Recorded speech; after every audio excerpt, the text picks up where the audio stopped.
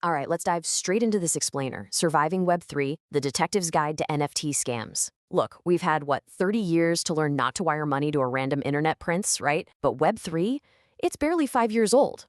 And honestly, the predators out there are moving way faster than the teachers. So today, we're skipping the basics and going straight to the frontline tactics. We're going to break down the exact patterns these thieves use, because they reuse the exact same tricks over and over again. Let's head back to the scene of the crime for a second. Think about the sheer, mind-bending wealth that just materialized almost overnight. Back in 2021, a pixelated digital rock, literally just a rock, sold for $1.3 million. Cartoon apes were trading hands for $2 million. We all watched friends make 50 grand simply by flipping digital JPEGs from their couches. It sparked pure, unadulterated greed and some serious FOMO. And since the tech enables a global 24/7 market with zero refunds, well, it set the perfect stage for what came next. But then, boom, the music stopped. How much do you think was stolen in the fallout? $10 billion. Yeah, $10 billion was just drained from wallets between 2021 and 2022. It's literally the fastest series of scams in human history. That friend who made 50 grand flipping NFTs? Well, another friend probably lost 50 grand doing the exact same thing. And the crazy part? The difference between them wasn't luck. It was due diligence. The exact same tech that lets you truly own a piece of digital property gives scammers the perfect toolkit to reach right into your wallet. So, how exactly do we survive this digital Wild West? The answer is simple. You step up and become your own Web3 investigator. See, the problem isn't the underlying blockchain technology itself. It's a super toxic mix of brand new tech, old-fashioned human greed, and basically zero education.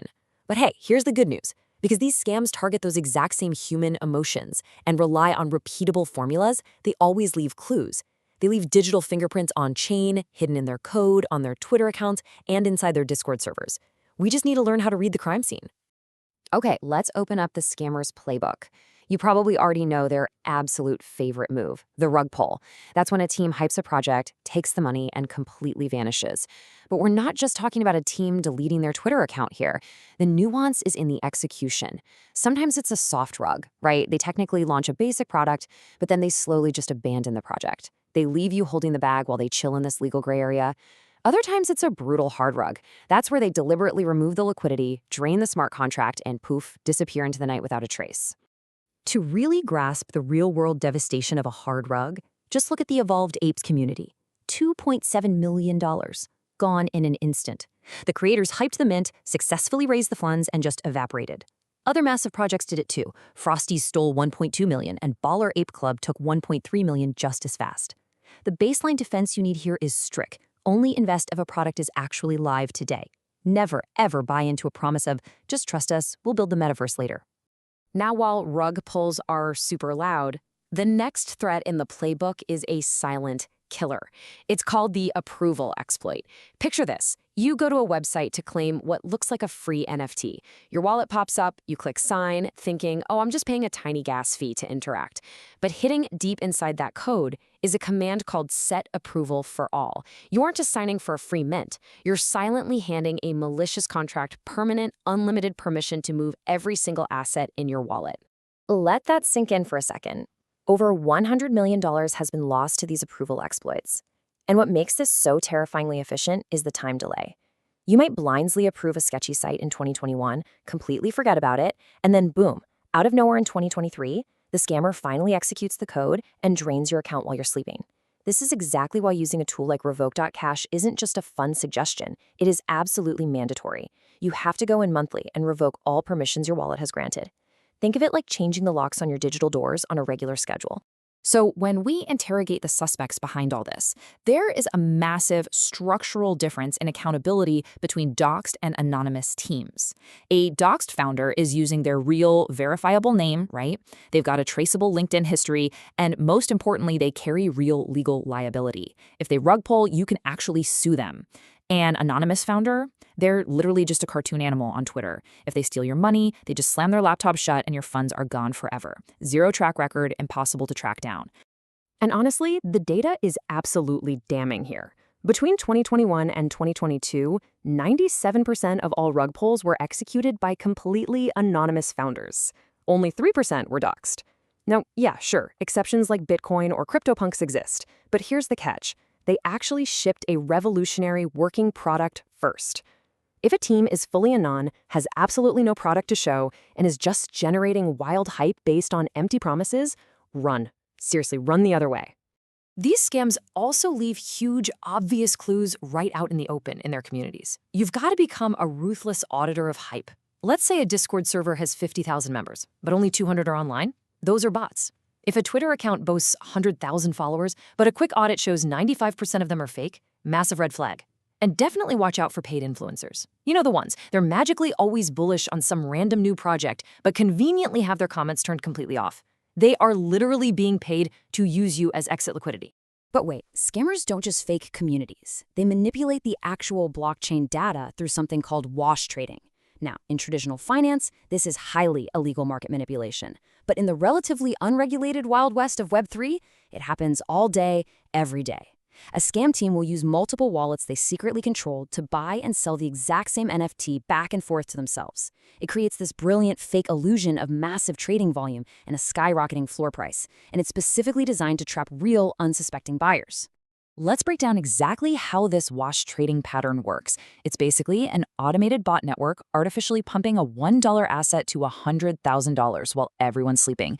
Check this out. At 3 a.m., wallet A buys the NFT for a single dollar. 5 minutes later, wallet B buys it from wallet A for 50 grand. 5 minutes after that, wallet A buys it back for 100,000. To a casual observer just checking the trending page, it looks like millions in organic hype. But the reality, the scammer is just moving their own money from their left pocket to their right pocket. Okay, let's put the power back in your hands. You can actually follow this money trail yourself using Etherscan to run a rapid 3-minute audit. First, look at the holder distribution.